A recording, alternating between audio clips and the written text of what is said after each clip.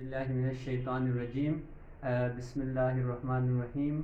आज का लेक्चर है हमारा लेक्चर 9 और टॉपिक है इम्पेरेटिव सेंटेंसेस। ठीक है, नरेशन के हवाले से है इम्पेरेटिव सेंटेंसेस। जो नरेशन में हमने सबसे पहले जनरल रूल्स डिस्कस किए, उसके बाद अफर्मेटिव सेंटेंसेस हो गए, उसके बाद interrogative sentences, then we will come to imperative sentences within narration. Narration में इम्पेरेटिव सेंटेंसेस को कैसे चेंज करते हैं, ठीक है। उसके रूल्स में जाने से पहले मैं आपको बता दूं कि इम्पेरेटिव सेंटेंसेस बेसिकली होते क्या है, ठीक है, उनको डिफाइन करेंगे। आफ्टर दैट तो we will discuss the rules and examples, ठीक है।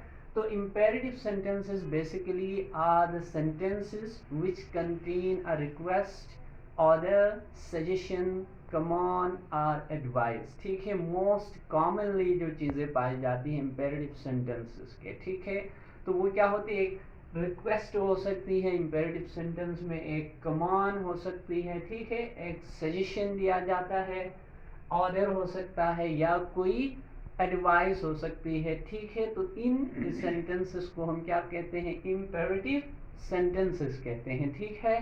क्योंकि अफर्मेटिव में क्या आता है, अब जनरल इंफॉर्मेशन आता है, उसमें कोई कमांड, कोई रिक्वेस्ट, कोई ऑर्डर नहीं होगा। Its purpose is just to convey the information to the next person, ठीक है। इंट्रोगेटिव में क्या है, it is the integration of sign of interrogation which ask questions, ठीक है, क्वेश्चंस होती हैं इंट्रोगेटिव में। इसी तरह इम्पेरेटिव में सजेशन हो सकती है, कोई कमांड, कोई रिक्वेस्ट, कोई ऑर्डर, ठीक है, या कोई सजेशन हो सकती है, ठीक है। For example, please give me a glass of water. तो इसमें क्या है, it contains a request. This word please suggest that it is a request. our next sentence is respect to your elders, ठीक है। तो it is क्या है, it is an advice. Someone advises you to respect your parents or respect your elders, ठीक है। तो ये एक सजेशन एडवाइस के तौर पर ले लेते हैं हम, ठीक है। Please give me a glass of water means it is a request, ठीक है। Drive slowly, it is a suggestion, ठीक है। somebody suggested you to drive slowly, ठीक है, so that you may save from any accident, any trouble, ठीक है। तो ये तीन मैंने एग्जांपल लिए थे जुज़वी, जो कि एग्जांपल से है इम्पेरेटिव सेंटेंसेस के। तो इम्पेरेटिव सेंटेंस में ये 4-5 बातें हो सकती है, वो सेंटेंस हम इम्पेरेटिव में इंक्लूड कर देते हैं, ठीक है। That was the definition of imperative sentence. Now we will go towards the general rules of imperative sentence. तो let's see what are these rules, ठीक है। तो रूल्स में जब मैं बात कर रहा था पहले भी, ठीक है, स्पेसिफिक होते हैं जब हम काइंड ऑफ सेंटेंस डिस्कस करते हैं। तो these rules are specific to that sentence, ठीक है, that kind of sentence which is imperative sentence. तो यहाँ भी 3-4 चीजें जो स्पेसिफिकली इस काइंड ऑफ सेंटेंस में हम चेंज करने जा रहे हैं वो हम डिस्कस कर लेते हैं, ठीक है।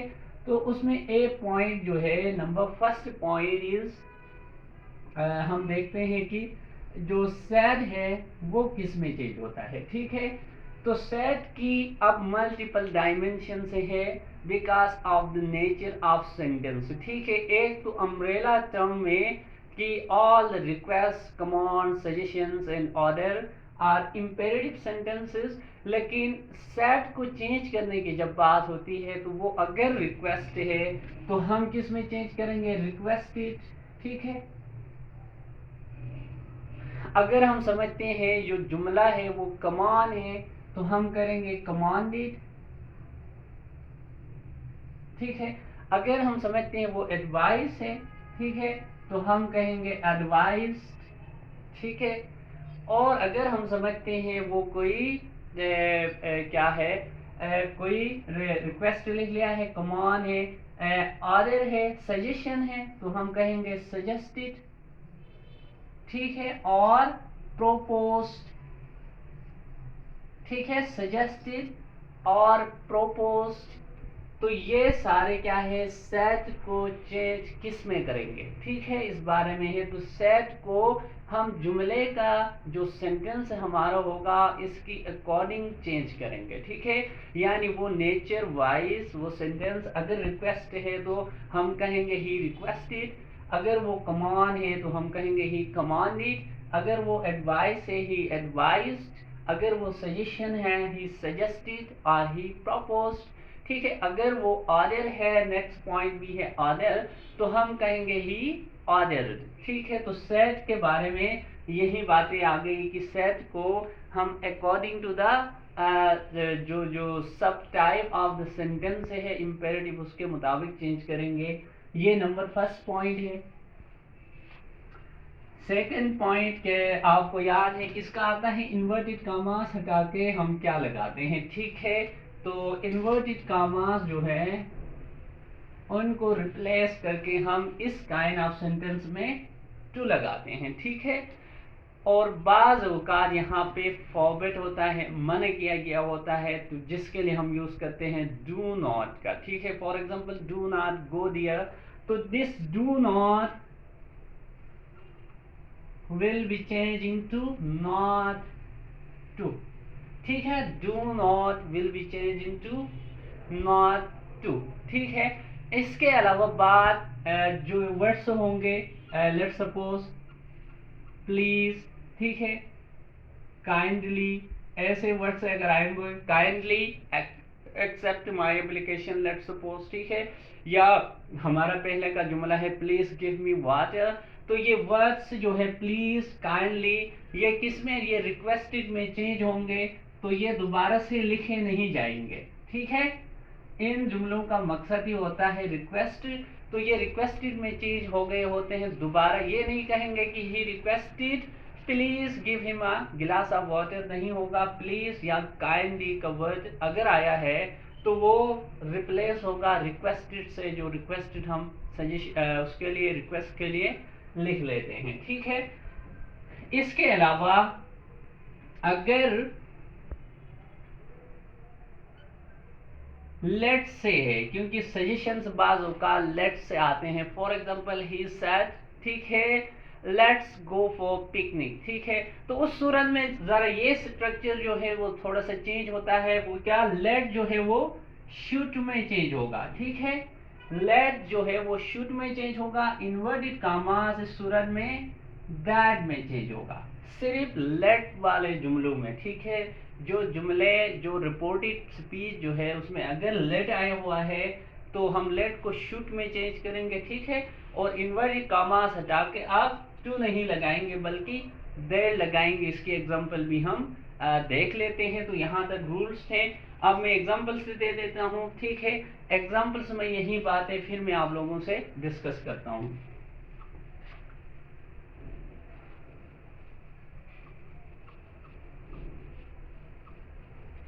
फॉर एग्जांपल मेरा फर्स्ट सेंटेंस है ही सैड, ठीक है, please ask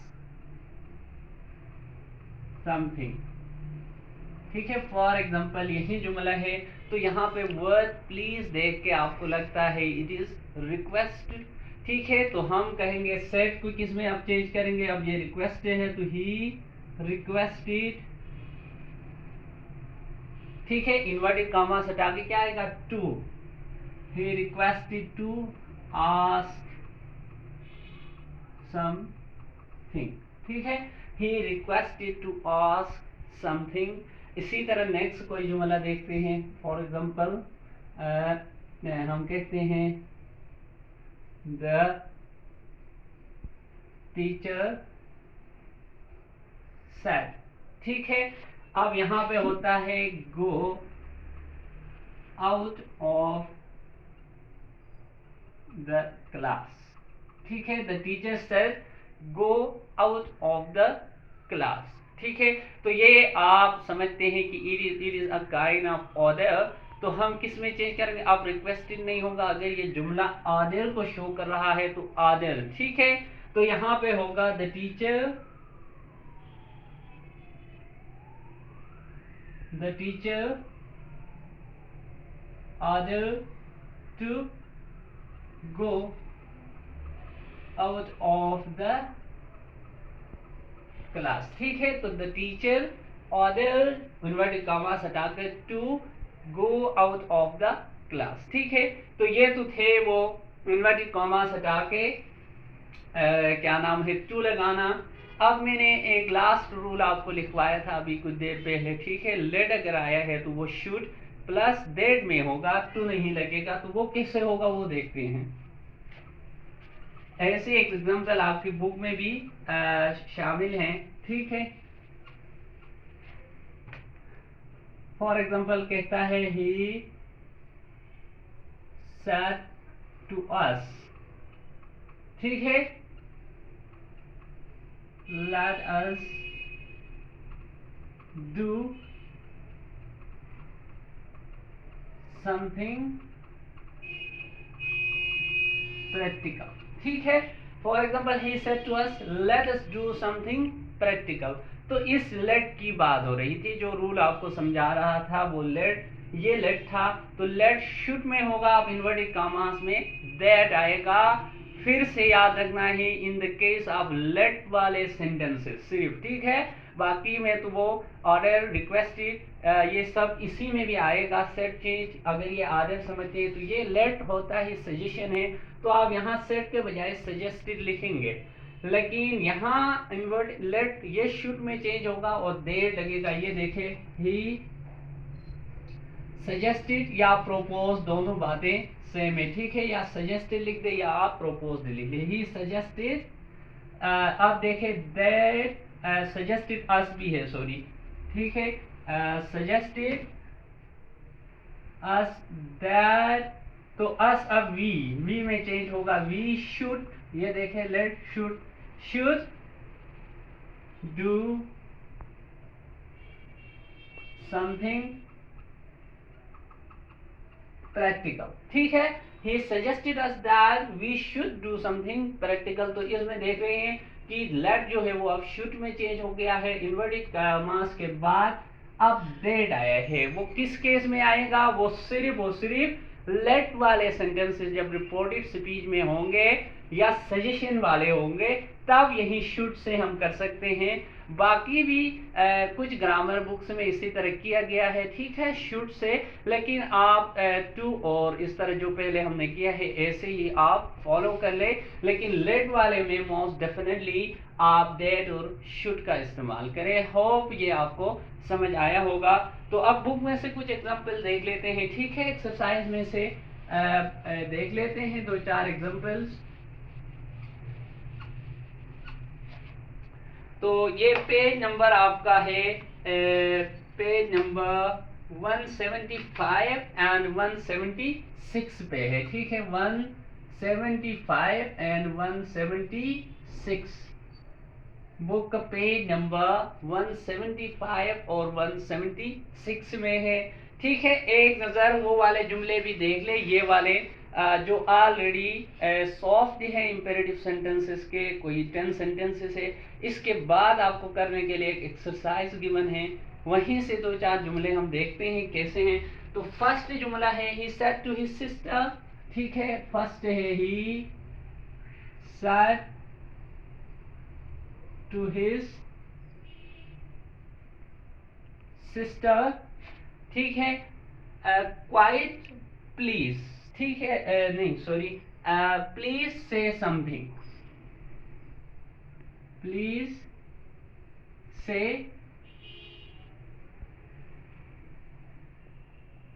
something, it is the first sentence. तो अब देखिए प्लीज का वर्ड देख के आपको क्या लगता है? तो ये हमें लगता है it is a request to said को हम रिक्वेस्टिंग में चेंज कर सकते हैं। He requested his sister to say something। तो इसका बनेगा he requested his sister to say something. जहां तक थर्ड फॉर्म आता है टू ये खत्म होता है, रिक्वेस्टेड टू हिज सिस्टर से अच्छा है रिक्वेस्टेड हिज सिस्टर, ठीक है, क्योंकि डबल टू ना आ जाए तो ये टू हम साइलेंट कर देते हैं। Requested his sister to say something, तो ये फर्स्ट जुमला था आपका। सेकंड जो है हम करने वाले हैं, ठीक है, तो सेकंड है she said to her friends, she said to her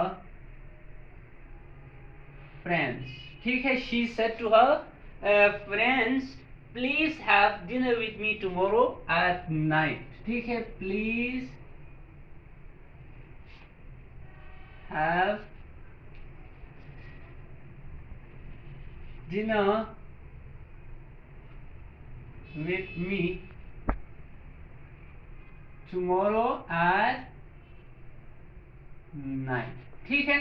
जुमला क्या है? He said to her sister, friends, please have dinner with me tomorrow at 9। तो ये भी रिक्वेस्ट ही है। अगेन थोड़ा सा उसमें चेंज ज्यादा था तो ये मैंने फिर से लिखा है। तो अब आएगा ये देखो, तो रिक्वेस्टेड आपको पता है ही रिक्वेस्टेड हर फ्रेंड्स, ठीक है, he requested her friends to have, अब क्या होगा, डिनर